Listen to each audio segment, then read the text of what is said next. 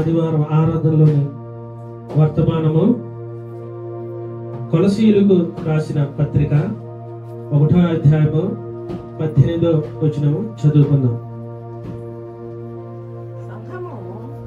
సంఘము అను శరీరమునకు ఆయనే శిరస్సు, ఆయనకు అన్నిటిలో ప్రాముఖ్యము కలుగును నిమిత్తము ఆయన ఆది అయ్యుండి మృతులలో నుండి లేచుటలో ఆది సంభూతుడాయను. ప్రార్థన చేసుకున్నాం. స్తోత్రము నాయన, ప్రేమగల తండ్రి, నీ కొందనాలు సూత్రాలు నా ప్రభ. ఈ పునరుద్ధాన దిన ఆదివారం ఆరాధనలోని వర్తమానం నా ప్రభ చక్కగా మీరు బోధించి మిమ్మల్ని నేర్చుకుని నా ప్రభ జీవించడానికి, మిమ్మల్ని తెలుసుకోవడానికి, ఆరాధించుకోవడానికి నా ప్రభ మీరే మాకు సహాయం తెచ్చింది. ఘనత మహిమ ప్రభావాలు మీరు మాత్రమే పొందుతారు. మా ప్రభు అయిన యేసు క్రీస్తు నామములో స్తుతించి ప్రార్థించి అడిగి పెట్టుకుంటున్నాము తండ్రి, ఆమేన్. ఈ వర్తమానం ఏంటంటే సంఘము అను శరీరమునకు ఆయనే శిరస్సు, ఆయనకు అన్నిటిలోను. అంటే నాకు కొంచెం నేను ఏదైనా వాక్యం చదివినా ఏదైనా పని చేసినా నాకు కొంచెం వివరణ ఎక్కువ అవసరం, ఎందుకంటే వివరిస్తేనే నాకు అర్థమైంది. అలాగా మీకు వివరించాలనుకుంటున్నాను. అంటే అసలు సంఘం అంటే ఏంది? సంఘం అంటే ఏంటంటే రమాదేవత అలా కరెక్ట్ గానే చెప్పింది. ఎవరైతే 2-3 కూడి ఉంటారో అది సంఘం. ఇలాగా మనం అంటే మీకు కూడా అర్థం కావాలి కాబట్టి, సంఘాలంటే మీరు బైబిల్ గురించి అర్థం కాదు కాబట్టి లోకంలో కూడా కొద్దిగెళ్ళిపోదాం. మనకి ఏమేమి సంఘాలు ఉంటాయి? సంఘాలు ఉంటాయి మనకి తెలుసా? అంటే రమాదేవత ఆ మాట చెప్పింది కానీ సంఘం అంటే 2-3 కూడి ఉన్నది సంఘమే కానీ, ఇలా 2-3 కూడి ఉన్న సంఘాలు అనేక సంఘాలు ఉంటాయి మనకి. ముందుగా మనకు బాగా తెలిసిన సంఘం ఏంటంటే ఎప్పుడో సంఘం, ఏమంటారు? కార్మికుల సంఘం, విప్లవ సంఘం, ఇంకా ఇవన్నీ కూడా మనం అన్ని సంఘాల కిందే చేర్చబడవచ్చు. ఇప్పుడు మనం చెప్పుకునే టీచర్ల సంఘం, ఆయమ్మల సంఘం, లేదా దుర్మార్గుల సంఘం, లేదా మీరు ఎలా చెప్పినట్టు కార్మికుల సంఘం. ఈ సంఘాలన్నీ కూడా ఎవరికి వాళ్ళ సంఘాలుగా ఏర్పరచుకుంటారు. వారి వారి సంఘాల్లో ఉండిన వాళ్ళకి ఆ మేలు వస్తాయి. వారి సంఘంలో లేకపోతే వాళ్ళకి ఏ మేలు కూడా రాదు. ఎందుకంటే అయ్యా ఉదాహరణకి కార్మికుల సంఘం, లేకపోతే పని చేసే వాళ్ళకి కొన్ని సంఘాలు ఉంటాయి. వీళ్ళు ఏమంటారంటే మీరు మా సంఘంలో వస్తేనే, లేదా మా సంఘంలో సభ్యుడిగా మీరు జాయిన్ అయితేనే మీకు కావాల్సిన లభ్యం మీరు పొందుతారు తప్ప అలా రాకపోతే మీకు ఏ లబ్ధి కూడా లేదా ఏది కూడా మీకు మా నుంచి మీకు రాదు అని అంటారు. ముఖ్యంగా ఇప్పుడు మనం ఏం మాట్లాడుకుంటున్నాం? సంఘం గురించి మాట్లాడుకుంటున్నాం. ఏమేమి సంఘాలు ఉంటాయి? లోకరీత్యా మనం మాట్లాడితే అనేక సంఘాలుగా వాళ్ళు కూడి అనేక విధాలైన మేలులు పొందడం కోసం వారి వారి సంఘాల్లో వాళ్ళు జాయిన్ అయ్యి ఆ సంఘంలో ఉంటే వాళ్ళకి కలిగే మేలులు కూడా కలుగుతాయి. అలా సంఘంలో లేకపోతే వాళ్ళకి మేలులు కలుగుతాయా? వాళ్ళు ఎవరైనా చేర్చుకుంటారా? చేర్చుకోవాలంటే ఏమంటారంటే ముందుగా అయ్యా నువ్వు మా సంఘంలో ఉండాలి. ఎలా ఉండాలంట? మా సంఘంలో ఉండాలి.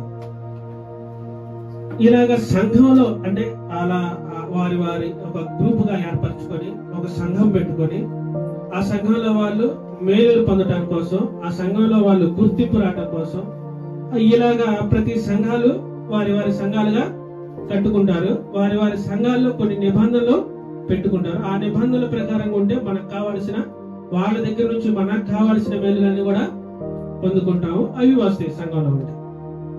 ఇంకా మనం మాట్లాడుకుంటే ఇలా సంఘాల గురించి అంటే వివాదాలకు మనం ఎలా కలుసుకోలేదు కాబట్టి, సంఘం అంటే ఏంటంటే ఒక కూడుకుని దేవుణ్ణి ఆరాధించుకోవడం. అంటే మనం ఏం చేస్తున్నాడు? మనం కూడా ఒక సంఘంగా కూడుకున్నాం.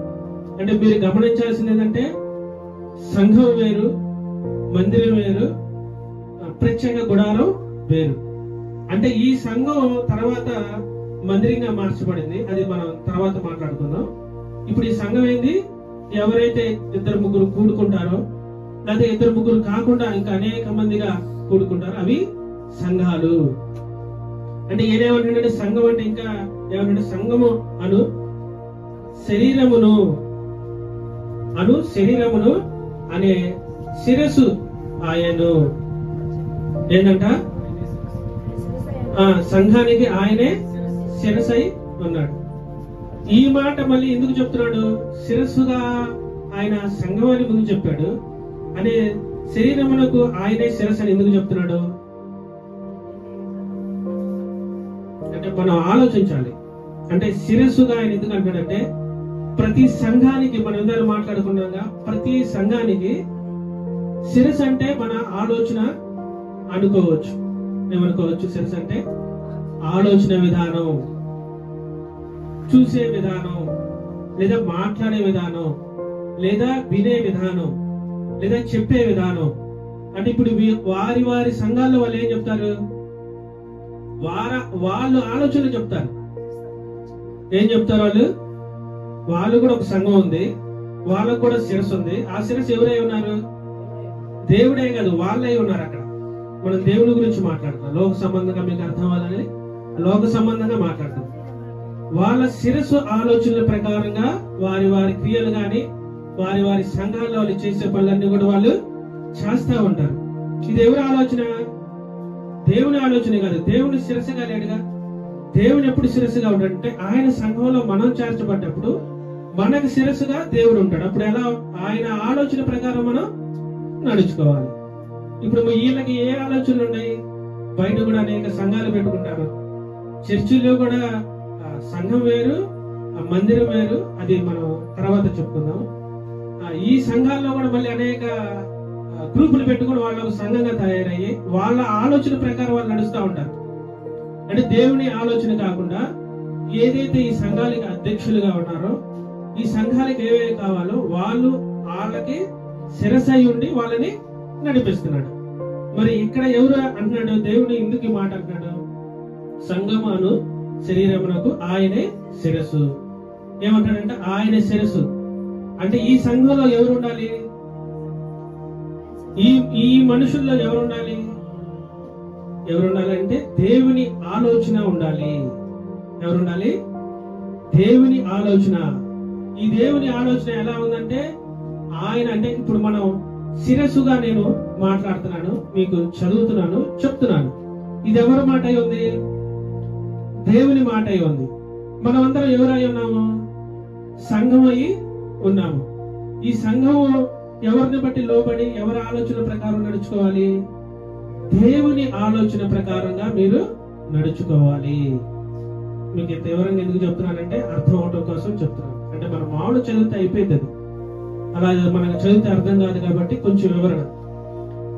సంఘం అంటే ఈ 4 రేకులు లేకపోతే ఈ 4 గోడల మధ్య కొంతమంది సంఘాలుగా పెట్టుకొని ఇదే సంఘం అనుకుంటారు. కానీ సంఘం అంటే ఏంటంటే ముఖ్యంగా దేవుడు, తర్వాత దేవుని ఆలోచన. ఇప్పుడు నువ్వు ఎవరి ఆలోచనలో నడవాలి? దేవుని ఆలోచనలో నడవాలి. ఇంక ఈ శిరస్సు గురించి మనం మాట్లాడుకుంటే దేవుని ఆలోచనలతో ఫస్ట్ నడుస్తున్నాం. తర్వాత దేవుని మాటలు మనం వినాలి. తర్వాత దేవుని మాటలు మనం బోధించాలి. మీరైనా బోధించవచ్చు, తప్పేమి లేదు. మీరు బల్లారం తీసుకున్న ప్రతి ఒక్కరు కూడా బోధించే అవకాశం. మీరు ఎలా ఉండాలంటే దేవుని ఆలోచనని ప్రకటించే వ్యక్తులుగా ఉండొచ్చు. దేవుని వాక్యానుసారంగా మనం జీవించవచ్చు. ఇప్పుడు వాళ్ళ కమిటీ ప్రకారం ఏదైతే వాళ్ళు నడుచుకుంటారో దేవునికి ఆలోచన ఉంటుంది, దాన్ని బట్టి మనం నడుచుకోవాలి. ఇంకేమనుంది? శిరసై ఆయనకు అన్నిటిలోనూ ప్రాముఖ్యము కలుగును. అన్నిటిలోనూ ప్రాముఖ్యము కలుగు నిమిత్తము. అంటే ఈయన ఇప్పుడు మనం ఈ మాట వివరించుకుంటే మళ్ళీ వెనక్కి వెళ్తే కొన్ని సంఘాలు కొంతమందికే అర్హత ఉంటది. ఏముంటది?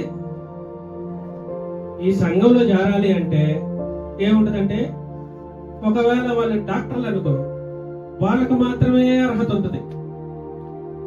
లేదా లాయర్లు అనుకో, లాయర్లు కూడా కొంచెం సంఘాలు పెట్టుకున్నారు. ఈ లాయర్లు పెట్టుకున్న వీళ్ళకి మాత్రమే అర్హత ఉంటది.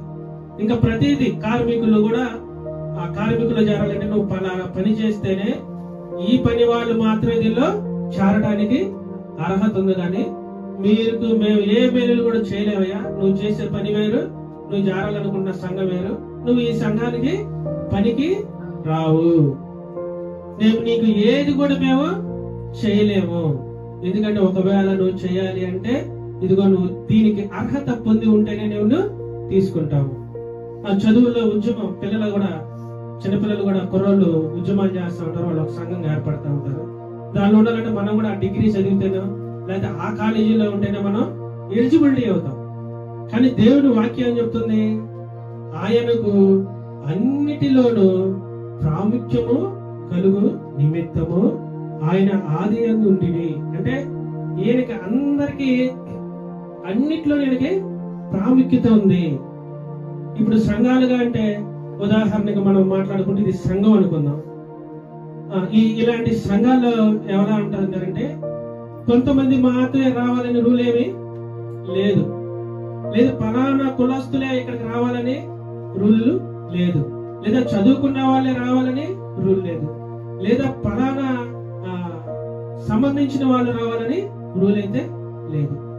ఈ సంఘాలలో ఎలా ఉంది, ఈయన చట్టం ఎలా ఉందంటే అందరూ కూడా రావచ్చు. ఎవరంట? అన్నిట్లో దానికి ప్రాముఖ్యత ఉంది. అందరూ కూడా రావచ్చు. ఈ అందరూ రావచ్చు, అందరూ ఇక్కడ ఉండే చట్టానికి రుజువు ఏంటంటే మనం దేవుని సంఘాల్లో మనం చూస్తూ ఉంటాం. అక్కడ ఏ కుల సంఘాలు ఉండవు, ఏ మత సంఘాలు ఉండవు, ఎవరు పెద్ద ఎవరు చిన్న అనేది ఉండదు. ఆయన ఉద్యోగస్తుడు ఈయన లేనోడని ఉండదు. అందరూ కూడా అక్కడ రావచ్చు, అందరూ ఒకేలాగా కూర్చోవచ్చు, అందరూ దేవుడి బలలో పాలు పొందవచ్చు. ఇక్కడ ఏ భేదం కూడా లేదు. భేదాలు మనం బయట ఉండే సంఘాల్లో మనం చూస్తూ ఉంటాం. బయట ఉండే సంఘాల్లో మనం కొన్ని సంఘాల్లో మనం వెళ్ళలేము, అక్కడికి రాలేము కూడా. కానీ దేవుని సంఘంలో ఏమంటున్నాడంటే అందరూ కూడా రావచ్చు. ఈ మాట చదువుకుందాం మనం. నిర్గమాకాండము 15వ అధ్యాయము 15వ వచనం కొంచెం అంటే ఊరక మనం మీకు కూడా కొంచెం అర్థం అవ్వాలని ఆ వాక్యం చదివిస్తున్నా. మన వర్తమానం అదైతే కాదు. ఈ సంఘంలో ఎవరు రావచ్చట? అందరు రావచ్చు, ఏ భేదం లేదు. పిల్లలు రావచ్చు, పెద్దలు రావచ్చు, ముసలోళ్ళు రావచ్చు, కుంటోళ్ళు రావచ్చు, గుడ్డోళ్ళు రావచ్చు, వ్యాధిగ్రస్తులు రావచ్చు, డబ్బులు ఏం రావచ్చు, డబ్బున్నవాడు రావచ్చు, అందంగా ఉన్నవాడు రావచ్చు, అందంగా లేనివాడు రావచ్చు, ఈ దేశీయుడని పరదేశీయుడని ఈ దేశీయుడని ఆ దేశీయుడని ఏది కూడా లేదు. అందరూ కూడా రావచ్చు. అదే సంఘం దేవుని సంఘం. చదువమ్మా.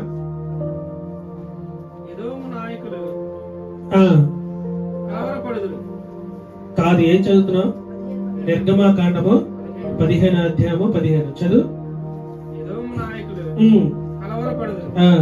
మోయాబు బలిష్ఠులకు వణుకు పుట్టును, కానాను నివాసులందరూ దిగులొంది కరిగిపోవుదురు. కాదు, నిర్గమాకాండం కాదు, సంఖ్యాకాండం చూడు. సంఖ్యాకాండము 15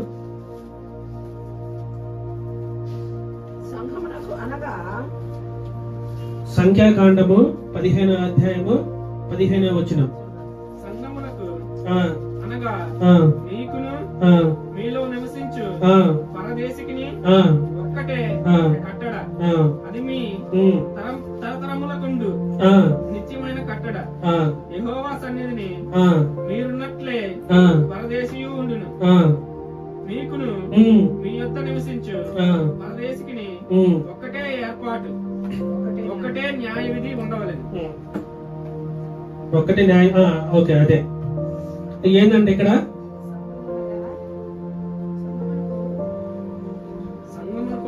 పరదేశికిని మీ దగ్గర ఉన్న సంఘానికి ఒకటే కట్టడ, అది మీరున్నట్లుగానే పరదేశి కూడా ఉండొచ్చు. ఏది ఇక్కడ ఆ దేశం ఈ దేశం అని కాదు. ఎక్కడికి వెళ్ళిపోయాడు ఆయన? మీరున్నట్టుగానే మీకేదైతే కట్టడ ఉందో, మీకేదైతే న్యాయ విధులు ఉన్నాయో, మీకేదైతే ఆచారం ఉందో, మీరు ఏదైతే చేయాలో ఇదే విధంగా దేవుడి దగ్గర పరదేశి కూడా చేయొచ్చు, పరదేశి కూడా రావచ్చు.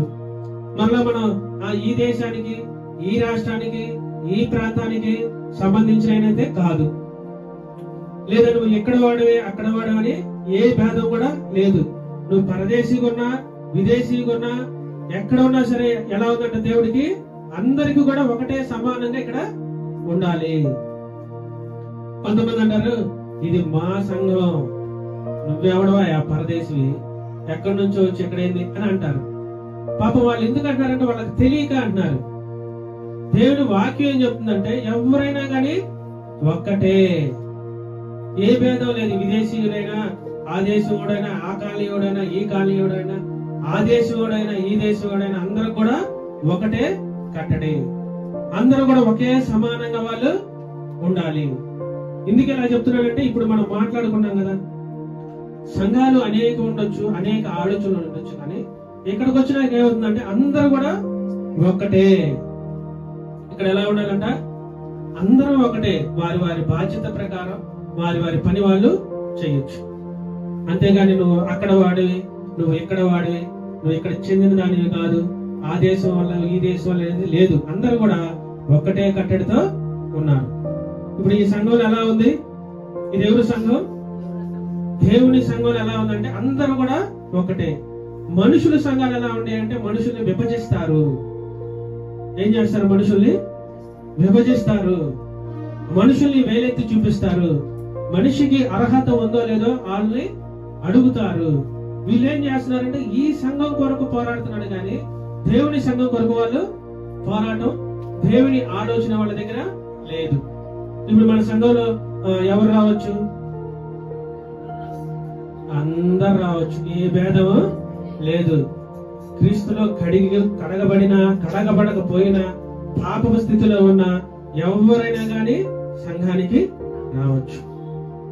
నేను అందుకే నాకు తెలుసో తెలియక సురేష్ చెప్తా ఉంటా, నువ్వు ఏ పరిస్థితిలో ఉన్నా సరే, జనాలు తెలియక నిన్ను ఏమైనా అనుకున్నా సరే, నువ్వు సంఘానికి రా.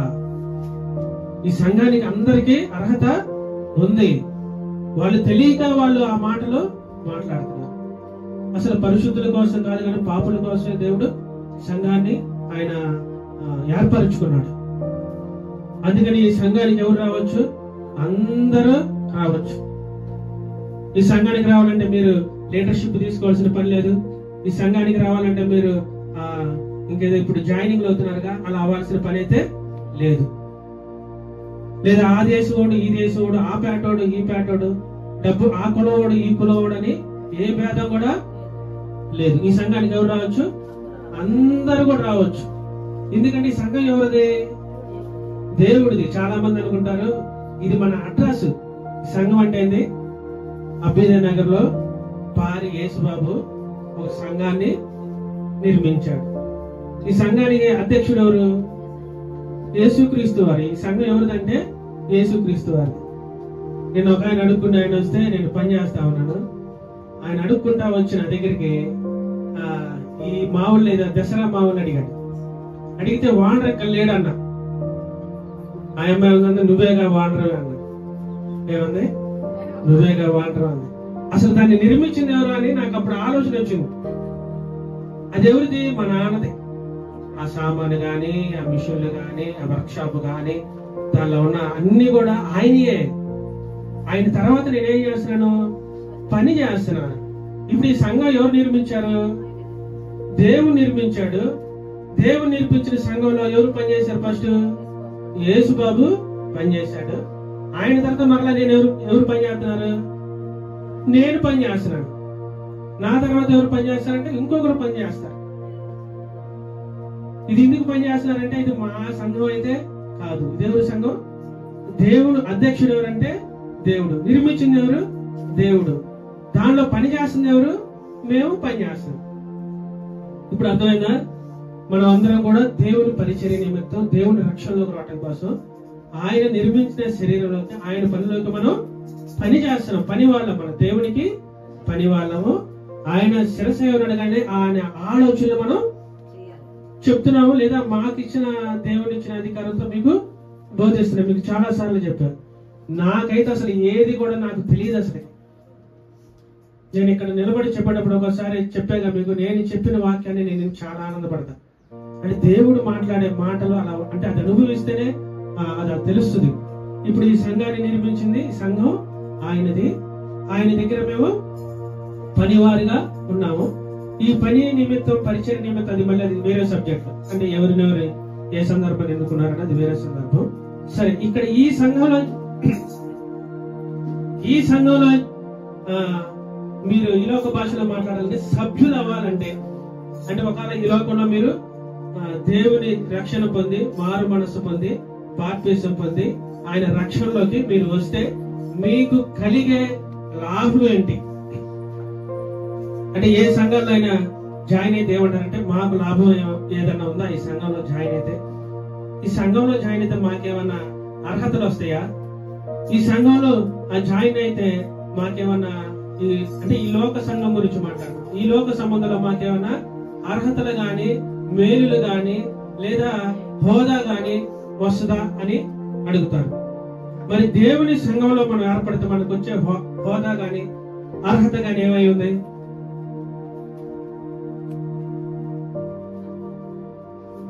అంటే ఇప్పుడు దాకా మీకు చెప్పే కదా, సంఘం అంటే మనమే, మందిరాలైతే కాదు, మనమే. మనకున్న సంఘంగా కూడాము, సంఘంగా ఇక్కడ పరిచయం చేస్తున్నాము, సంఘంగా మనం వింటున్నాము, సంఘంగా దేవుని వాక్యాన్ని నేర్చుకుంటున్నాము. ఇలా నేర్చుకుని ఆయన సంఘంలో చేర్చబడితే ఏమవుతుందంటే, చదువు మత్తయి సువార్త 16వ అధ్యాయము 18వ వచనం వస్తుంది. మనం ఎక్కడున్నామంటే దేవుని సంఘం అంటే మనుషులే, అంటే సంఘాలు కాదు. ఆ సంఘం అని ఈ సంఘం అని ఏ సంఘం అని లేదు, ఆ దేశం ఈ దేశం అనేది లేదు, భేదాలు లేదు. కానీ బయట సంఘాల్లో మీరు జాయిన్ అయితే మీకు ఏ మేలు జరుగుతాయో వాటి గురించి మీకు తెలుసు. కానీ దేవుని సంఘంలో ఏర్పరచబడిన మీకు కలిగే మేలు ఏదేదో ఇప్పుడు చూడండి. చదువమ్మా. మరియు నువ్వు పేతురువు, ఈ బండ మీద నా సంఘమును కట్టుదును, పాతాళ ద్వారమును దాని ఎదుట నిలవలేరని నేను నీతో చెప్పుచున్నాను. ఈ సంఘం ఎక్కడ కట్టబడ్డాడు? పేతురు ఈ బండ మీద నా సంఘాన్ని. అంటే సంఘం అంటే పేతురు అనే పేరు, అంటే ఆ సంఘం వేరు. ఇప్పుడు మనది కూడా ఒక సంఘమే, అంటే మనుషులుగా మనం కూడా ఒక సంఘమే. ఈ సంఘాన్ని ఆయన పునాదుల మీద మనల్ని కట్టినప్పుడు ఏమవుతుందంట? ఇప్పుడు మనం ఉన్నాము, మనం సంఘంగా కట్టబడ్డాము. ఆ పేతురు అనే ఆయన సంఘం మన పేరు మీద కట్టబడ్డాము. ఈ కట్టబడిన మనుషులు ఎక్కడికి వెళ్తున్నాము? కట్టుదును పాతాళ లోక ద్వారమును దాని ఎదుట నిలువ నేరము. ఇప్పుడు మనం సంఘంగా కట్టబడితే మీకు జరిగే మేలు లేని, బయట సంఘాల్లో వారి కోసం వాళ్ళు ఏం చేస్తారంటే ఉద్యమాలు చేస్తారు. సంఘానికి లేదా ఏదైనా వాళ్ళకి ఆపద వచ్చినప్పుడు ఏంటంటే మాకు పలాంటి కావాలని ఉద్యమాలు చేసినప్పుడు ఏమవుతుంది, వాళ్ళ ఒక్కోసారి ఏమవుతుందంటే ఆ ప్రభుత్వం దిగి వస్తుంది, లేదా కొన్నిసార్లు ఆ ప్రభుత్వమే పడిపోతుంది. తెలంగాణ ఉద్యమం అప్పుడు చేసినప్పుడు ఏమవుతుందంటే ఆ ప్రభుత్వం పడిపోద్దామని చెప్పేసి తెలంగాణ ఇచ్చేసి, ఇట్లాగా ఉద్యమాలు చేసినప్పుడు ఏమవుతుందంటే కొన్ని ప్రభుత్వాలు పడిపోతాయి, లేదా ఈ నిర్మూలన కూడా అయిపోతాయి. ఇప్పుడు మన మీద దేవుడు ఇచ్చిన ప్రభుత్వం ఏంది? పాతాళ లోక ద్వారములు దాని ఎదుట నిలువనేరము. నేను నీతో చెప్పుచున్నాను. ఒక నిమిషం. పాతాళ లోక ద్వారములు మన ముందు అసలు నిలవనేరం అంట. అంటే ద్వారాలు అంటే మనం వెళ్ళి అది మనల్ని దొమ్మమో లేకపోతే ఆ తాళమో మనల్ని బంధించినప్పుడు మనం వెళ్ళి నిలబడ్డప్పుడు అది నిలవనే. అంటే దేవుడు మనకు అర్థం అవ్వాలని ఆ భాషలో చెప్పాడు. కానీ అసలు మనం ఊహం అంటే ఆలోచన విధానికి వెళ్తే అసలు దాని ద్వారాలు ఎలా ఉంటాయి, దాని ఆలోచనలు ఎలా ఉంటాయో తెలియదు. కానీ మనం వెళ్ళి నిలబడ్డప్పుడు ఏమవుతుందంట, అవి అసలు నిలవలేకపోతుంది. అంటే మనల్ని అడ్డుకోవడానికి ఏది కూడా మన దగ్గరికి రాలేదు. ఆయన రక్తంతో మనం కడగబడి ఆయన ఆలోచన ఆయనలాగా మనం నడుచుకున్నప్పుడు పాతాళం కూడా మనల్ని ఏమీ చేయలేదు. అసలు మనల్ని ఇంకా మనం ఇంకా దాన్ని మాట్లాడుకోవాలంటే ఆ పాతాళ ద్వారాలములు దానిని ఎదుట నిలవలేరవు. అసలు ఇంకా మన ఎదుట వాళ్ళు ఎవరు అంటే, ఇప్పుడు నేను ఒక దేవుని రక్తంలో కడగబడి నేను వెళ్ళే మార్గంలో అనేకమైన మనుషులు ఇట్లా ఎదురుగా ఉన్నారనుకో, ఏ మనుషులు కూడా నన్ను ఆపలేరు. వాడు ఎంత బలంగా ఉండండి, ఎంత యవనస్తుడై ఉండండి, ఎంత పాపంలో ఉండండి, నేను నడుచుకుంటూ వెళ్తున్నప్పుడు అసలు ఏది కూడా నన్ను ఆపలేదు. నా ముందు ఏది కూడా నిలబడలేదు. ఇదేంటంటే ఇది పాతాళం. గుర్తుపెట్టుకోండి, ఈ పాతాళంలో ఎప్పుడు పడతామంటే మనం రక్షణ పొందకపోతే మనం పాతాళంలో పడిపోతాం. ఈ పాతాళం ఎలా ఉంటుందంటే చీకటిగా ఉండదంట. ఎలా ఉంటుందంటే ఈ పాతాళం చీకటిగా ఉంటుంది. చదువమ్మ ఒకసారి అది కూడా మత్తయి సువార్త 16-18 వచ్చిన చదువు. అదేనా?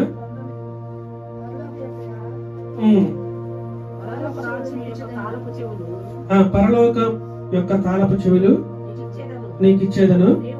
నీవు భూలోకమందు దేన్ని బంధించుదువో అది పరలోకమందును బంధింపబడును. భూలోకమందు దేనిని విప్పుదువో అది పరలోకమందు విప్పబడునని అతనితో చెప్పాను. 18 కూడా చదువు.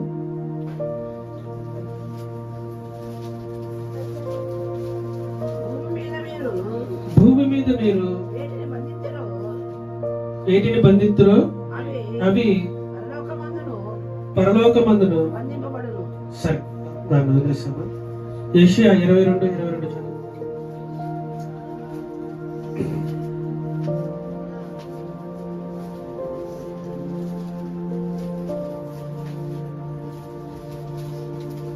ఇప్పుడు మన ముందు ఏది నిలనేరంట? పాతాళ ద్వారములు దాని ఎదుట నిలవనేరము. అంటే ఆ ద్వారాలు మనల్ని ఏమి చేయలేవు. ఈ ద్వారాలు ఏం చేయలేవని దేవుని వాక్యం మనతో చెబుతుంది. ఆ తర్వాత యెషయా 22:22 అధ్యాయం చదువు. 22. నేను దావీదు ఇంటి తాళపు అధికారమును అతని భుజము పైన చదువు. అధికార భారమును అతని భుజం మీద ఉంచెదను. అతడు తీయగా ఎవడను మూయజాలడు. అతడు మూయగా ఎవడను తీయజాలడు.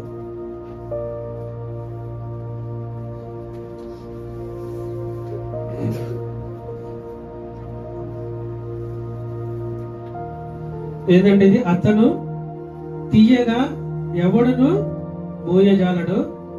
అతడు మూయగా ఎవడను తీయజాలడు. మనకేమి ఇచ్చాడంటే దేవుడి గురించి ప్రవచనే.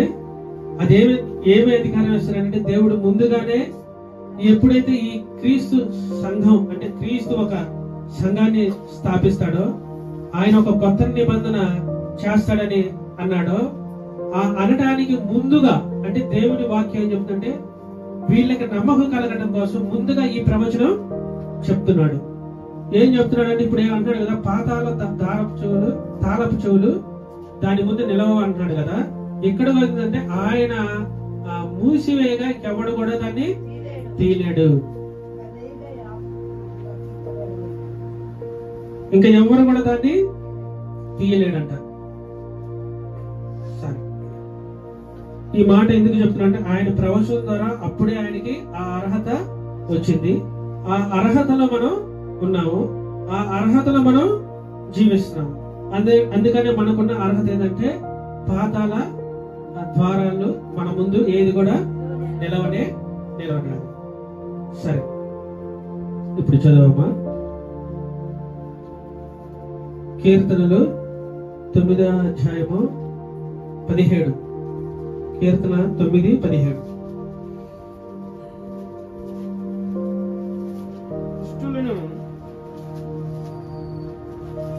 దుష్టులను దేవుని మరచు జనులందరూ పాతాళమునకు దిగిపోదురు.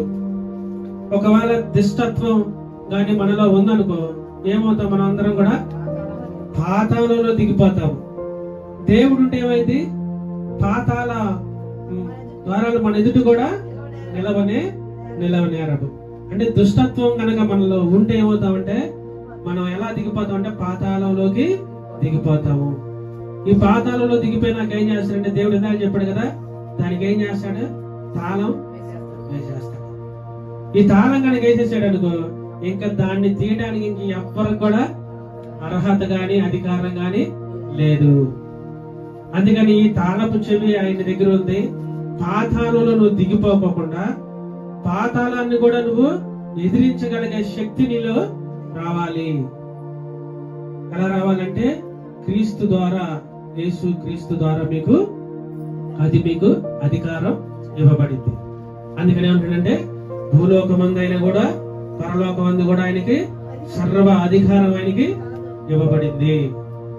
ఈ అధికారం ఉంచుకున్నాడు కాబట్టి మీరు దుష్టు ఆలోచన అంటే దుష్టత్వం, పాపంలో అంటే మోసకరంగా అంటే దేవుని కట్టడలకు గనక మీరు వ్యతిరేకంగా గనక జీవిస్తే ఏం చేస్తారంటే మీరు ఏమైపోతారు?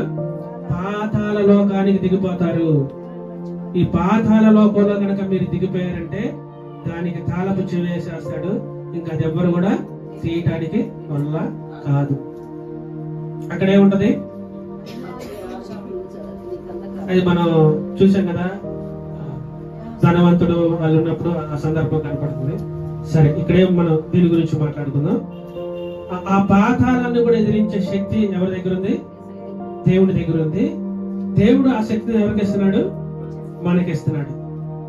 మన హృదయం అనే లేదా మన ఆలోచన అనే సంఘాన్ని మనం ఎక్కడ కట్టుకోవాలి? ఎక్కడ కట్టాలి మన సంఘాన్ని? భూమి మీద ముందు మనలో కట్టుకోవాలి, శరీరంలో కట్టుకోవాలి.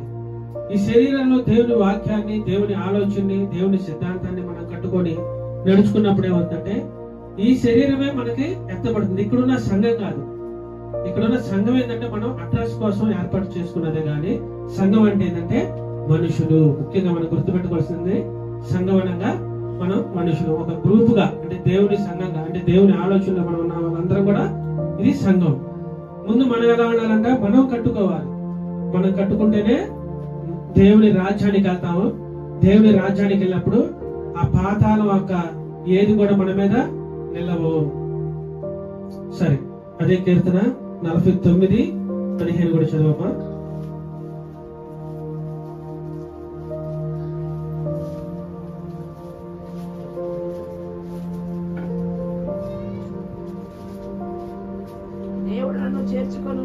దేవుడు నన్ను చేర్చుకొనును, పాతాళ బలములో నుండి ఆయన నా ప్రాణమును విమోచించును. ఏంటంటే ఇక్కడ దేవుడు మనల్ని చేర్చుకొనెను,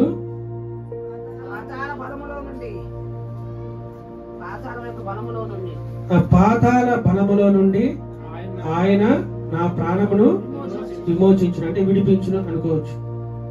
అంటే ఇది ఎక్కడైతే మనం ఎవరైతే విడిపించుతారో అది ఎక్కడుందంటే ఇక్కడే ఉంది. ఇక్కడ నువ్వు విడుదల పొందే అవకాశం నీకు ఉంది. నువ్వు పాపంలో ఉండొచ్చు, అపరాధంలో ఉండొచ్చు, దేవుణ్ణి తెలుసుకోకుండా ఉండి ఉండొచ్చు, కానీ విడిపించే అవకాశం ప్రతికూలంగా మనందరికి కూడా ఉంది. ఎందుకుందంటే పాతాళం అనేది అసలుకి వెళ్ళకూడని ప్రదేశం. ఎందుకంటే అయ్యా ఒకసారి అంటారు, నువ్వు ఇంకా నీకు సమయం ఉంది కదా, నువ్వు అప్పుడే వచ్చావేంది, ఆ పాతాళంలోకి మమ్మల్ని పోనీయద్దు, నువ్వు కావాలంటే ఈ పందుల గుంపులోకి మమ్మల్ని పంపించని చెప్పి ఆ దెయ్యాలే అంటే అక్కడ ఇంకో చోట కూడా ఉంటది. దేవదూతలు తప్పు చేస్తేనే చదివమ్మది 1 పేతురు అనుకుంటా 5:2 చూడు. ఏమని ఉంటుందంటే అక్కడ దేవదూతలు తప్పిదం చేస్తేనే ఆయన పాతాళ లోకంలో వాటిని బంధించి చీకటిని అగాధంలో వాటిని పడవేశాడు. అంటే ఆ లోకంలో ఉన్న ఆ సందర్భంలో, అంటే అంతకు ముందు జరిగిన సందర్భం గురించి ఆయన చెప్తా ఏమన్నాడంటే, మనకే దేవదూతల కంటే తక్కువగా చేయబడ్డ మన మీదే ఆయనకి ఇలా ఉంది అనుకుంటున్నాం మనం. ఆయన ఏమన్నాడంటే, దేవదూతలు అప్పుడు పొరపాటు చేస్తే వాటిని ఎక్కడేశారంట, పాతాళంలో పడేసి చీకటని అగాధంలో వాటిని ఉంచాడు. ఇప్పుడు మనం ఏం చేస్తాము? దేవుడిని నమ్మకపోతే ఎక్కడికి వెళ్తాము? అక్కడికే వెళ్ళిపోతాం. ఇంకా సరాసరి ఎక్కడికి కూడా లేదు. ఇంకా ఎటు వెళ్ళిపోతామంట? పాతాళంలోకి వెళ్ళిపోతాం. అదేనమ్మా 1 పేతురు 2వ అధ్యాయం 5వ వచనమా?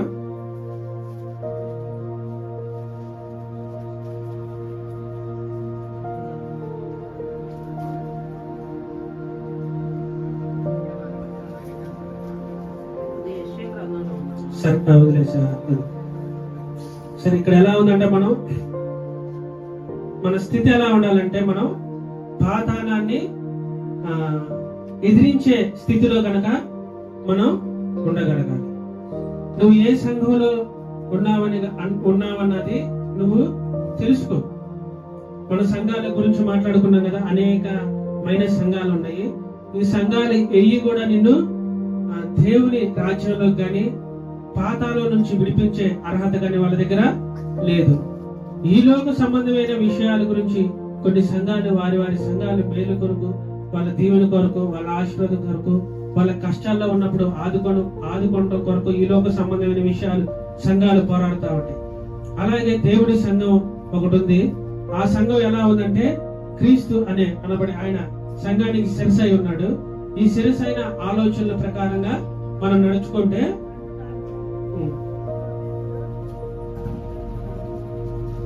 సరే. దేవదూతల పాపము చేసినప్పుడు దేవుడు వారిని విడిచిపెట్టక పాతాళము యొక్క చీకటి బిలాములో త్రోసివేశాను. తీర్పుకు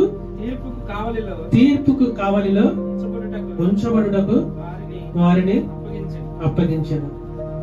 ఇప్పుడు ఏమవుతామంటే, మనం కూడా దేవుని సంఘంలో గనక మనం చేర్చపోతే, దేవుని ఆలోచనలో గనక మనం లేకపోతే ఎక్కడ ఉంచుతాడంటే మనల్ని తీర్పు తీర్చడానికి పాతాళంలో మనల్ని బిలాములో త్రోసివేస్తాడు. అక్కడ వాటికి ఎలా అయితే తీర్పు ఉండిద్దో మనకి కూడా తీర్పు ఉంది. ఎందుకంటే దేవుని వాక్యం మనకి అనేక సార్లు మనకి చెప్తానే ఉండిద్ది. ఎందుకు చెప్తుందంటే, ఆయన ఆలోచనని మీరు తెలుసుకుంటారేమో అని. ఇప్పుడు సంఘం అనేది మనమే. మనం కట్టబడాలి. మనం పాపం చేత అపరాధం చేత బాధపడతా ఉంటే గనక ఎక్కడికి వెళ్తాం? మనం అగాధ చీకట్లోకి మనల్ని వెళ్ళిపోతాము. ఆయన ఎవరిని వదిలిపెట్టలేదు? దేవదూతల్ని ఆయన విడిచిపెట్టలేదు.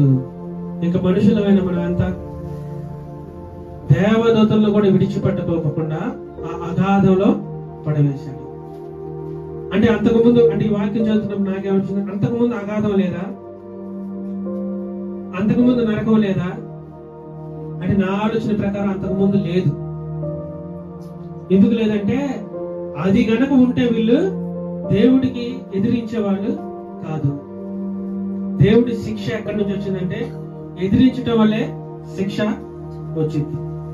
వాళ్ళు ఎదిరించారు కాబట్టి దేవదూతలను కూడా అక్కడ ఉంచి, దేవదూతలతో పాటు మనం ఎవరైతే రక్షణ పొందుకోకుండా మీ సంఘాల్లో మీరు మేలు పొందుతున్నారు, లోకరీత్యగా ఉన్న సంఘాల్లో మీరు జాయిన్ అవుతున్నారు, లోకరీత్యగా ఉన్న సంఘాల్లో మీరు ఆ చెల్లించాల్సిన ఏమంటే చెల్లిస్తున్నారు, అలా జీవిస్తున్నారు. కానీ దేవుని సంఘాల్లో మీరు జీవించే జీవితం జీవించట్లేదు. ఇంకా దేవుని సంఘంలో మనం అక్కడ మాట్లాడుకుంటే, ఫస్ట్ మనం సంఖ్యాకాండంలో చూసినప్పుడు ఎవరైనా సరే వారి శ్రేష్టమైన తీసుకొచ్చి దేవునికి అర్పించవచ్చు. ఏం చేయొచ్చంట? ఏ అయితే వాళ్ళు శ్రేష్టంగా భావిస్తున్నారో అవన్నీ కూడా దేవుని మందిరం అంటే సంఘంగా కూడి దేవుని దగ్గర వాటిలన్నింటిలో కూడా అర్పించేవాళ్ళు. ఇప్పుడు మనం సంఘంగా కూడా ఇక్కడ మనం ఏం అర్పించాలి? దేవునికి బ్రతికున్న మన హృదయాన్ని దేవునికి అర్పించాలి. బతికున్న మనము ఆ సంఘాన్ని కట్టడం అంటే ఇంకా ఇంకొక ఆలోచన వచ్చింది. సంఘం అంటే ఏంటంటే మనం క్రీస్తు సంఘం. ఈ సంఘం ఏంటంటే కట్టేసాం, ఆ సంఘం అయిపోయిందా?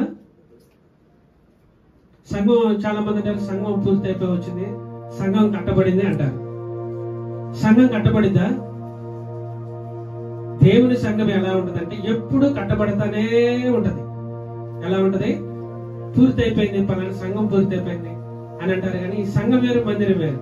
ఈ సంఘం ఎప్పటికి కూడా దేవుని సంఘం పూర్తి అవదు. ఈ పూర్తి అవ్వాలంటే ఏం చేయాలంటే అది ఒక్కొక్క రాయిగా కట్టబడతా ఉండాలి. అంటే ఇప్పుడు మనం కట్టబడుతున్నాము, మన తర్వాత ఎవరు కట్టబడతారు? మన తర్వాత తరం కూడా ఇదే ప్రాసెస్ స్టార్ట్ అయింది వాళ్ళకి. అట్లాగే ఎలా ఉన్నారంటే క్రీస్తు సంఘం, క్రీస్తులో మనం ఆయన ఆలోచనలో మనం కట్టబడి ఉండాలి. సంఘం అనేది దేవుని రాజ్యం వచ్చేంత వరకు కూడా అది సంఘం కట్టబడతానే ఉంటుంది. ఈ సంఘం కట్టబడతానే ఉంటుంది, కానీ సంఘం ఎప్పుడు కూడా కట్టేశాము పూర్తి అయిపోయింది అని అనడానికి లేదు. పూర్తి అయిపోతే ఏమైందంటే పరలోక రాజ్యం వచ్చేసింది. చాలా మంది తెలియక ఆ మాట అంటారు, సంఘం పూర్తి అయిపోయింది లేదా సంఘం కట్టబడింది అంటారు. సంఘం ఇంకా కట్టబడట్లేదు, కట్టబడుతుంది.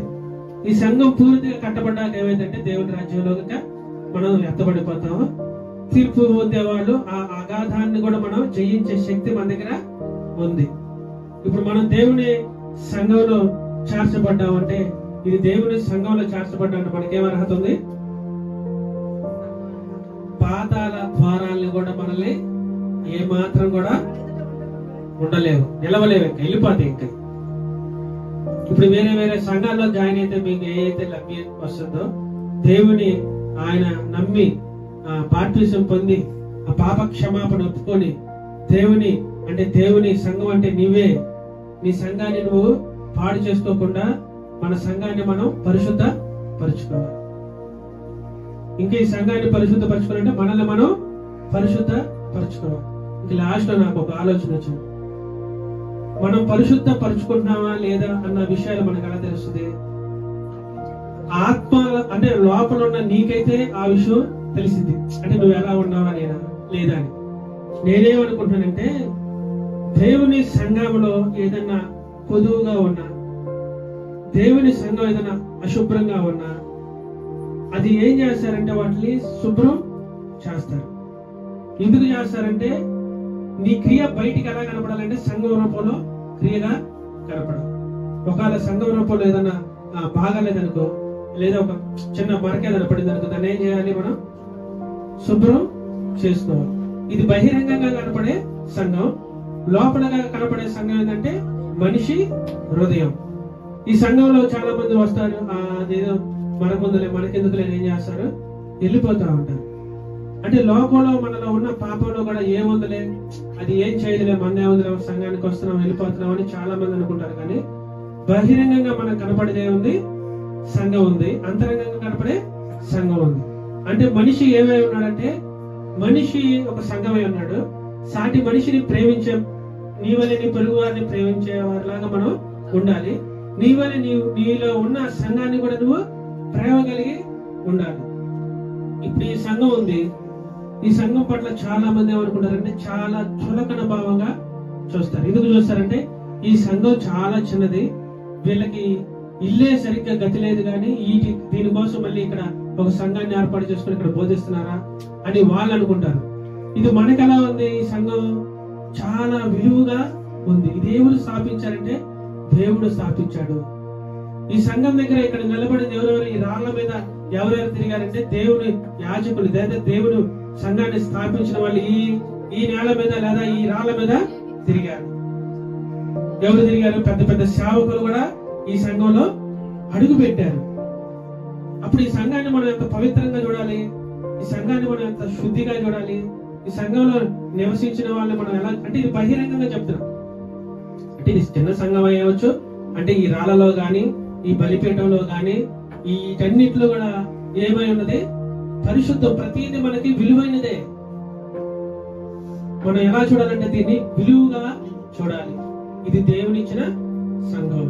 ఆయన సంఘాన్ని మనం వేలెత్తి చూపించకూడదు. అవి పెద్దవి అవ్వచ్చు, చిన్నవి అవ్వచ్చు, అస్సలు లేని అవ్వచ్చు, చెట్లు కింద పెట్టుకొని ప్రార్థన అయినా చేసుకునే అయి ఉండొచ్చు. ప్రతిది కూడా దేవుడు ఏర్పాటు చేసుకున్న సంఘం. అంటే ఈ సంఘంలో మనం చేర్చబడితే పాతాళం గాని నరకం గాని మనల్ని ఏమి కూడా చేయలేవు. ఇదే ఫైనల్. ఈ సంఘంలో మనం చేర్చబడటమే కాదు కానీ మనలో ఉన్న చెడు క్రియలు ఏదన్నా ఉంటే వాటి నుంచి విడిపించుకొని బయట ఉన్న సంఘాల ఆలోచనలు మీరు తీసుకోవద్దు. కానీ దేవుని వాక్యంలో ఏ వాక్యం అయితే ఉందో ఆయన ఆలోచనలు మీరు తీసుకోవాలని దేవుడు మీతో మాట్లాడుతున్నాడు. ఎందుకు మాట్లాడుతున్నాడంటే ఎక్కువ శాతం దేవుని వాక్యాన్ని తీసుకోరు కానీ మనకి ఏదైనా ఆపద రాగానే బయట మనుషుల దగ్గరికి వెళ్ళిపోయి వాళ్ళ ఆలోచనలు తీసుకుంటారు. ఆ సంఘాల ఆలోచనలు తీసుకుంటే నువ్వు ఎటు వెళ్ళిపోతావు? పాతాళంలోకి పడిపోతావు. మనుషుల ఆలోచనలు కనుక నువ్వు తీసుకొని వాళ్ళ ఆలోచన ప్రకారం కనుక నువ్వు వెళితే ఎక్కడికి వెళ్ళిపోతావు? సరాసరి పాతాళంలోకి వెళ్ళిపోతావు. ఈ పాతాళంలోకి వెళ్ళిపోవడానికి కారణం ఏంటంటే మనుషులు సంఘాలు పెట్టుకొని ఉంటారు, వాళ్ళ ఆలోచనలు తీసుకుంటే నువ్వు పాతాళంలోకి వెళ్ళిపోతావు. దేవుని ఆలోచనలు తీసుకుంటే పాతాళాన్ని జయించి దేవుని రాజ్యానికి నువ్వు వెళ్ళిపోతావు. అందుకని మీకు ఎప్పుడైనా ఇబ్బందులు వచ్చినా, కష్టం వచ్చినా, మీ శరీరానికి ఏదైనా బాధ వచ్చినా ఏ ఆలోచనలు తీసుకోవాలంటే బయట ఉన్న సంఘాలు కాదు కానీ దేవుని వాక్యంలో ఏముందో, ఆయన మాట ఏమై ఉందో వాటిని తీసుకొని అలా జీవించడానికి మనందరం కూడా ప్రయత్నిద్దాం. అలా నడుచుకుంటేనే మనకి పాతాళాన్ని జయించేంత శక్తి మనకి వస్తుంది. ఎందుకంటే ఈ లోకంలో ఉన్న సంఘాలకి ఎంతైతే శక్తి ఉందో అది మనకు బహిరంగంగా కనపడుతుంది. రాజ్యాలే కూలిపోయే శక్తి సంఘాలకు ఉంది. అందుకని దేవుని ఆలోచనలో, ఆయన శరీర ఆలోచనలో మనం కనుక జీవిస్తే పాతాళం కూడా మనల్ని ఏం చేయలేదు. దేవుని రాజ్యంలోకి మనం ప్రవేశించగలిగే ఆ శక్తిని దేవుడు మనకిస్తాడు. దేవుడు ఈ మాటలో మన వినికిలో నింపి వాటిని మనల్ని అనుసరించేలాగా చేయునుగాక. చిన్న ప్రార్థన చేసుకొని ముగించుకుందాం. స్తోత్రము స్తోత్రము స్తోత్రము స్తోత్రము నాయన, ప్రేమగల తండ్రి, నీకు వందనాలు స్తోత్రాలు నా ప్రభా. ఈ రోజు నా ప్రభా పునరుద్ధాన దిన ఆదివారం ఆరాధనలో మీరు మాకు ఇచ్చిన వర్తమానాన్ని బట్టి నీకు వందనాలు స్తోత్రాలు నా ప్రభా. అయ్యా మేము నా ప్రభా ఏ సంఘంలో ఉండాలి? దేవుని ఆలోచన అనే సంఘంలోనా, లోకరీత్యా చెప్పుకునే సంఘాల్లోనా, అయ్యా బయట నివసించే సంఘాల్లో కాదు కానీ నా ప్రభా, అయ్యా నీ ఆలోచన ప్రకారంగా, అంటే పేరు పెట్టుకోవటం కాదు కానీ నా ప్రభా, అయ్యా నీ ఆలోచన ప్రకారంగా జీవించినప్పుడు, నీ ఆలోచన ప్రకారం మేము నడుచుకున్నప్పుడు నా ప్రభా, పాతాళం అనేది కూడా మా ముందు నిలవజారవని అయ్యా నువ్వు మాతో చెప్పిన మాట ప్రకారం నా ప్రభా, అయ్యా మేము ఈ వాక్యానుసారంగా మేము నడుచుకోవడానికి, అలా జీవించడానికి మీరు మాకు సహాయం దయచేయమని, ఘనత మహిమ ప్రభావాలు మీరు మాత్రమే పొందుకోమని మా ప్రభు అయిన యేసు క్రీస్తు నామములో స్తుతించి ప్రార్థించి అడిగి వేడుకుంటున్నాము తండ్రి. ఆమేన్.